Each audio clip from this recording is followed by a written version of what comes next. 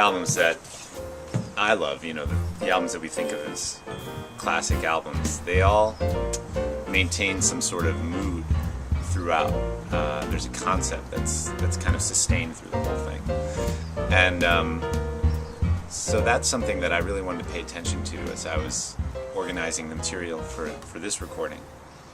And since it is a 2 CD album, there's an opportunity, I guess, for 2 different moods. And as I put the material together, which is pretty wide-ranging, I mean, there's a lot of straight-ahead swinging stuff, standards, my tunes, originals. We're doing material by Van Morrison, James Taylor, Stylistics, Otis Redding. So there's a lot of variation there, but one of the things I was noticing is that these tunes, you know, over this wide array of grooves and styles, there's this one group of them that was kind of in service of kind of ebullience or a love of life, and then this other group that was more moody or more challenging in some way. And I was telling a friend of mine about this, and he quickly pointed out, well, Peter, that's kind of like you, which I didn't really think about, but I don't know, he said it, so maybe it has some truth to it.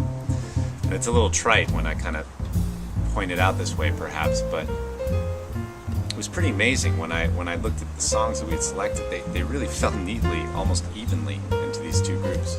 So that's the concept we're going for, these 2 CDs for this 2 CD album. So with the first record, I didn't really know what I was doing.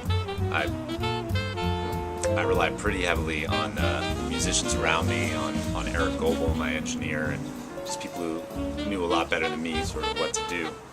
And musically, it was definitely a long time coming, but you know, I kind of borrowed this money and I just threw it together and found a way to make it happen, and luckily things really came together in a nice way, and I'm proud of that album.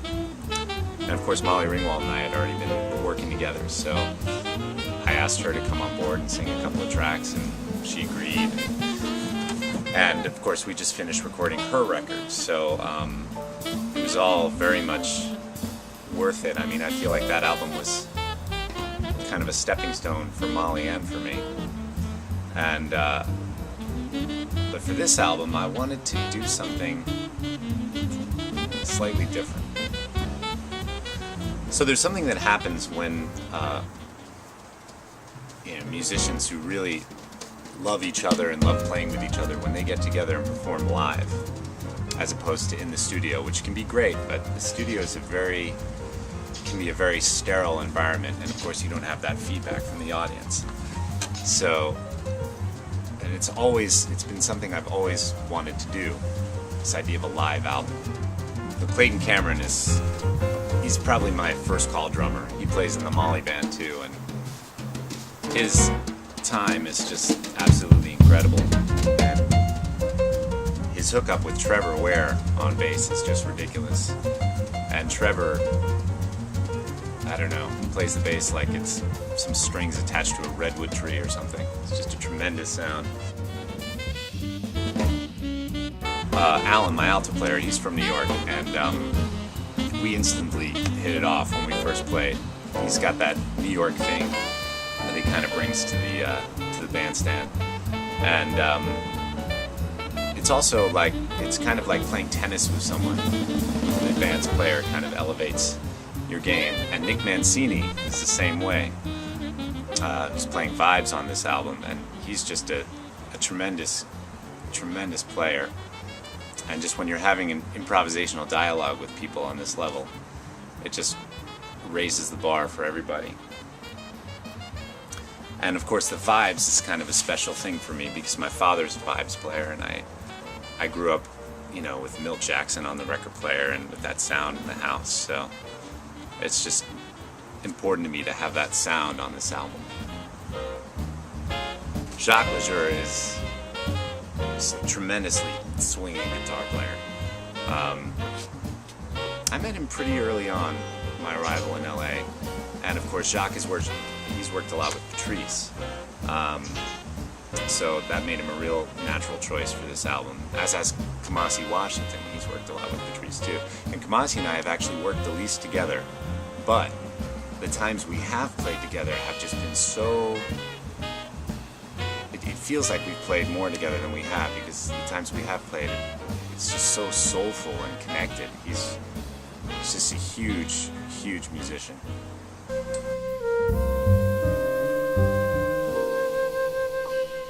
Softly sounds the wind. Now, Patrice Quinn is the first singer I worked with when I arrived in LA, and she's very, very special to me.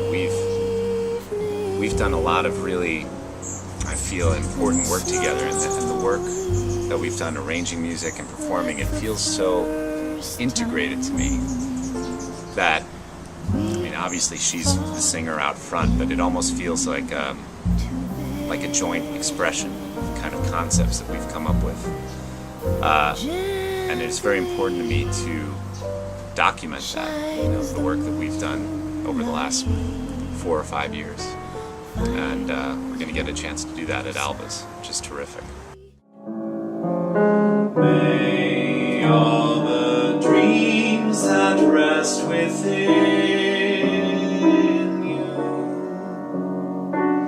bloom into life around you.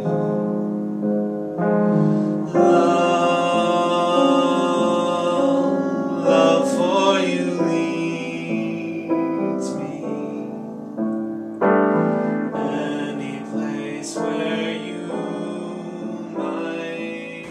Well, I've always sung, but I feel very much that I'm a pianist first and foremost. And I played for a lot of singers. My brother's an opera singer, and so it's always been around me.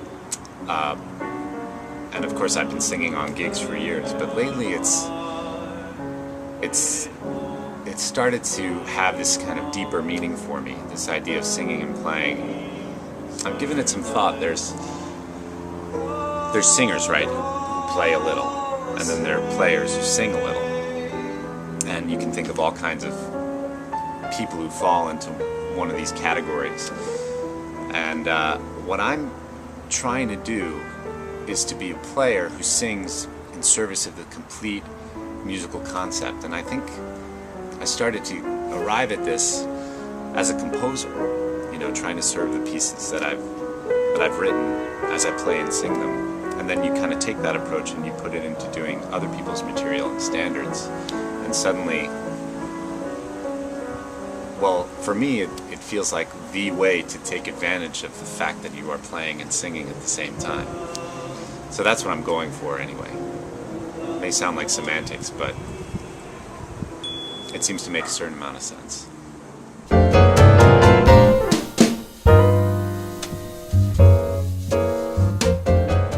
Alva's showroom is the best place to play jazz in LA. I mean, at least the places that I've played. The performance space is just incredible, and I guess it's just because they've set it up right. I mean, it's really, all of the attention is on the music. It seats maybe about 60 people. And there's this semicircle tiered seating. It's kind of like the Allen Room, actually, Jazz at Lincoln Center, on a smaller scale. The Steinway piano is like a dream, and the sound, something about the sound in the room. I know they do dance in there. I think it's a sprung dance floor. Maybe that has something to do with it. I don't know, but the sound is absolutely incredible. And they're not trying to turn tables. I mean, you bring your own food and wine. You just show up and pay your admission, and it's just about the music. And if we can capture the sound of that room, we're going to be in really good shape. Yeah, so the idea is that people buy the album in advance, and that's actually what funds the album. It's not really an original idea, but more and more people are doing it this way, and now that I'm kind of into the process, it's really a great way to do it, because, well, first of all, it funds the project, but second of all, your friends and your fans and family get to be involved in the creative process in a way that never happens usually. And the other thing that happens, I think, is that the overall result is that the album ends up being more commercial because the pressure of commerce has been taken away. So we're free to make this kind of authentic statement, and it's, in my experience, it's the authentic statements that tend to have the most magnetic pull.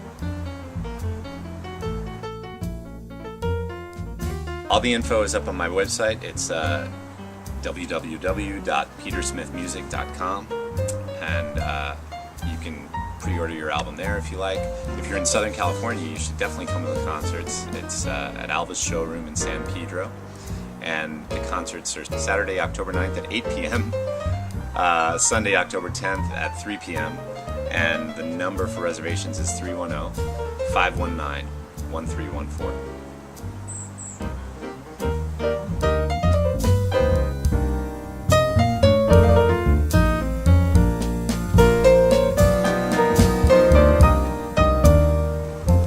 So thanks for watching, and I hope to see you at the concerts. Do you think it's okay? Is there anything I should do again? Thanks for watching my video. It's amazing how awkward this is. That was lame.